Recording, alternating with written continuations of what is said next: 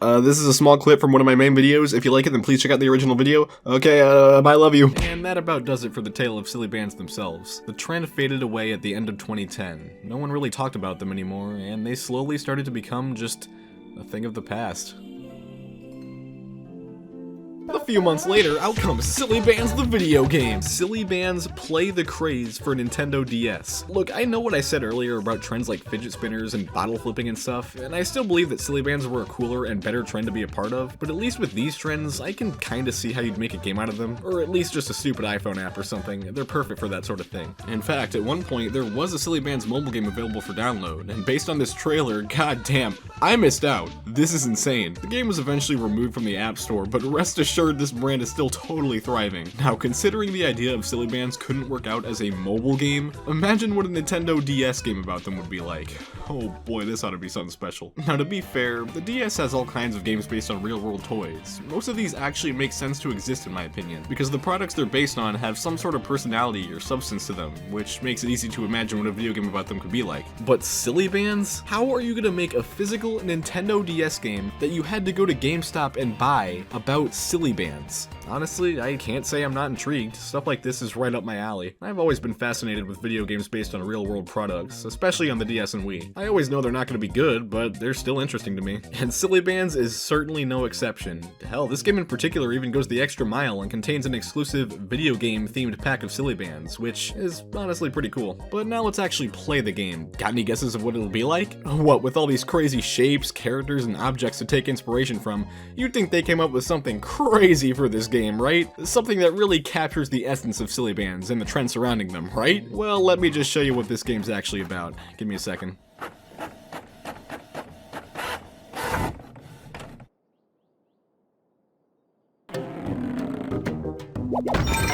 The fuck? So, much like the popular mobile game Angry Birds, this game involves using the DS's touchscreen to pull back and fling these Silly Bandz at structures to destroy them. Why is the Silly Bandz DS game Angry Birds? How did they even come up with the idea to make it an Angry Bird? I mean, this isn't even remotely what Silly Bandz are actually used for in real life at all, but okay. I mean, I guess you could try flinging Silly Bandz like a slingshot, but like, don't. Silly Bandz were made to be worn like bracelets, and beyond that, they were made to be collected. That was their sole purpose. And like, I get it, a game about collecting Silly Bandz and putting them on your wrist doesn't really sound that fun, so it kind of makes sense that they'd resort to making some dumb shit like this. I mean, obviously all they ever cared about was the cash anyways. But before I opened this game to find out what it was, I made a quick assumption of what I thought the game was going to be like, and it was way better than this. I imagined a very low-budget, low-effort platformer, where you enter a stage as some generic Silly Band, like, I don't know, a dog or something. And then there'd be different Silly Bandz throughout the stage that would act as power-ups that gave you special abilities based on their shape. Become a frog Silly Band to get high jumps. Become a car Silly Band for fast-paced driving segments. Become a The Incredible Hulk Silly Band to destroy walls. You know, something like that. It's not super inspired, but it's still way more creative than a fucking Angry Birds clone, and they barely even tried to make this feel like a game about Silly Bandz. The whole draw of Silly Bandz was that they came in a ton of different cool shapes, but in the game, it's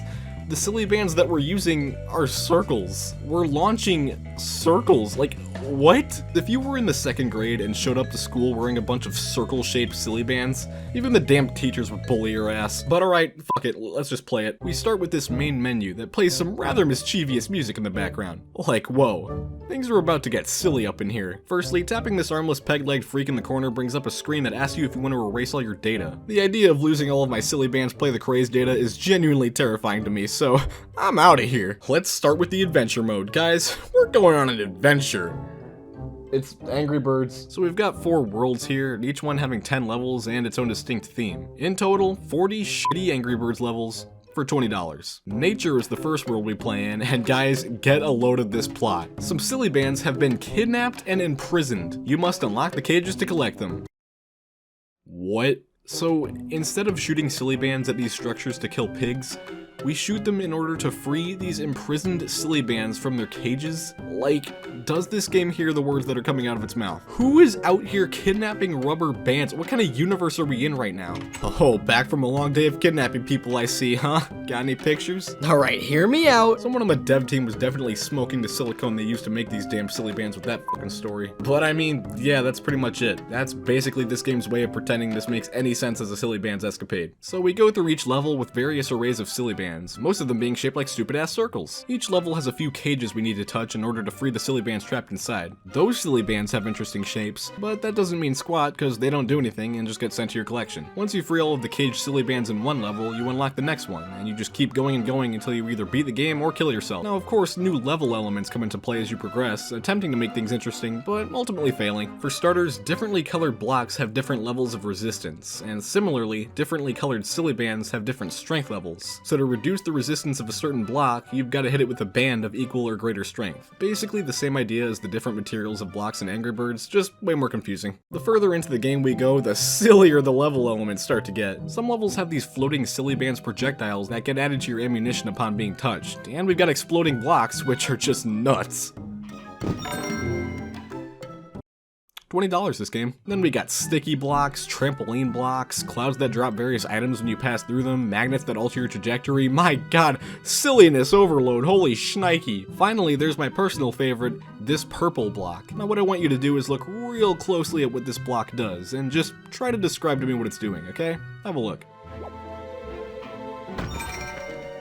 Pretty crazy, right? So how would you describe the function of that block? Because according to the game, this purple block is a batter, which sends the projectile which strikes it in the direction indicated.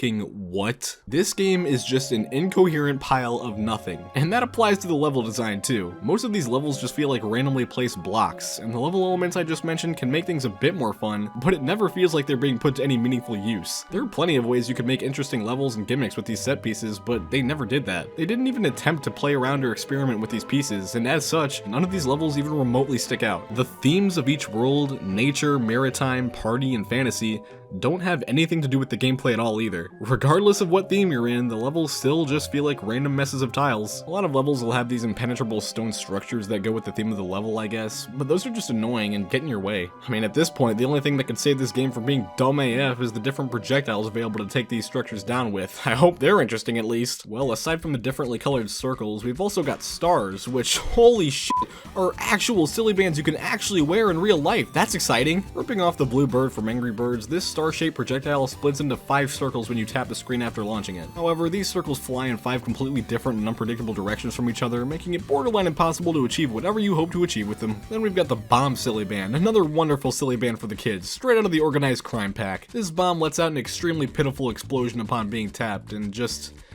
God damn it, how much longer do I have to talk about this? Finally, there's the paintbrush. Tapping the screen after it's launched makes it explode, and every block within the explosion gets painted yellow, thus making them less resistant. Don't believe me? Let's see it in action! And yeah, that is quite literally everything this game has to offer. After 39 mindless levels, we eventually reach the very end. Finally, it's time to beat this game and show it who's boss!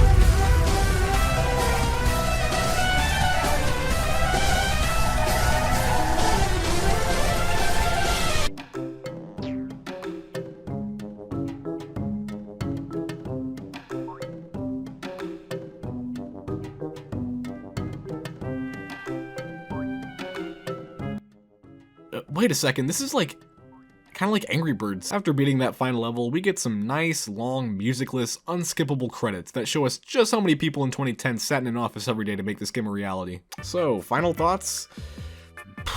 Like, obviously this game isn't worth anyone's time, especially now that it's been over a decade since Silly Bands were relevant. I'm pretty sure everyone expected that conclusion before knowing what the game even was. Ignoring the very predictable lack of content, the game just feels so slow and clunky. The projectiles are floaty as hell and none of their damage ever feels impactful, so it's never even satisfying to win a level. This did not need to be on the DS. This type of game is perfect for a single screen phone or tablet, where it's easy to see an entire level all at once. The DS's vertical orientation does not lend itself to a good Angry Birds experience in my opinion. Everything's so zoomed in and you have to pan the screen for a good while just to get an idea of the level you're working with. Now I will admit, sometimes the game can be a bit fun. Sometimes it can be satisfying to do some damage in these levels and gather all the collectibles and such, but do you want to know where else those things are satisfying?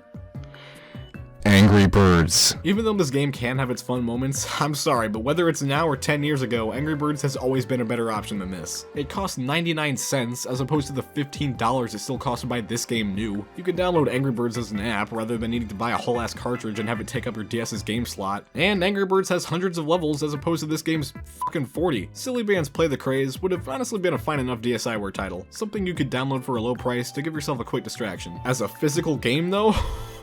No! But all of that being said, we've also got a 2-player mode, which is unlocked after beating a few levels. Maybe this will be the game's saving grace. Sure it will. Alright, time to call Pete.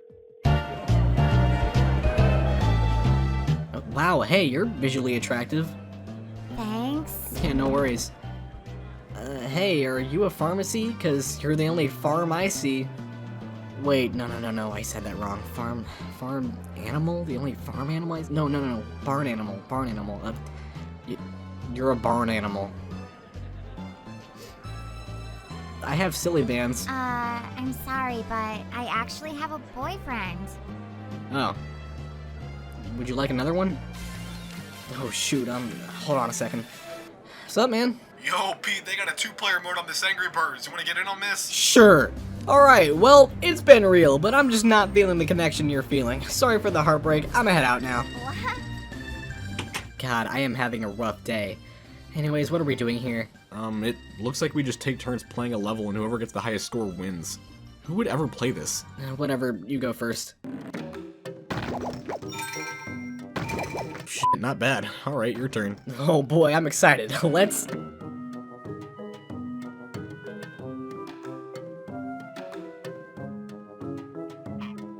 I'm about to get pissed. What, but like, you aren't yet? Nah, but I'll get there. Oh man, that's scary. Yeah. And finally, we've got the collection, which is where all your Silly Bands go after you save them. Entering this mode allows you to look at them. Something I haven't mentioned yet is that there are these coins and treasure chests in each level, and collecting all of them gets you an extra Silly Band for your collection. These things are very obnoxious to go out of your way and collect, especially since the game will literally stop you from going after them if you've already touched all the cages in a level. Being so goddamn tedious to complete, I gotta wonder, does anything actually happen when you fill out your collection by saving all the Silly Bands? I guess we'll never find out!